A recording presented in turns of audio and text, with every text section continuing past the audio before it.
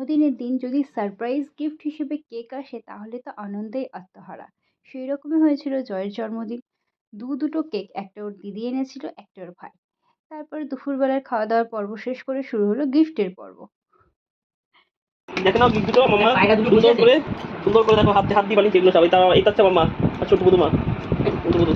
ঠিক আছে, এবার ঠিক এখানে লেখা আছে টিয়ার মি, লেখা আছে open me please, happy birthday dear মামা। ও মামা, ঠিক আছে, এখান থেকে ছিঁড়ি, যেখান থেকে ছিঁড়তে বলা হচ্ছে। ছিঁড়ার পরে ও কত খাওয়া দাওয়ার জিনিস দিচ্ছে মামা, দেখি কত কিছু আছে। এখান থেকে তোমার মা ভাগ বসিয়ে দেবে, সব নিয়ে ফ্রিজে রেখে দিয়ে আসতে হবে। হ্যাঁ, কতগুলো গিফট আছে। এটা প্লাস্টিকটা রাখবো সুন্দর করে। একটা, দুটো, তিনটে, চারটে, পাঁচটা, ছটা, সাতটা, আটটা, নটা, 10টা, 11, 12, 13, 14। আচ্ছা, এখানেও আছে tear me, I am the second part, guess me who am I. আচ্ছা, হচ্ছে এখান থেকে ছিঁড়ি।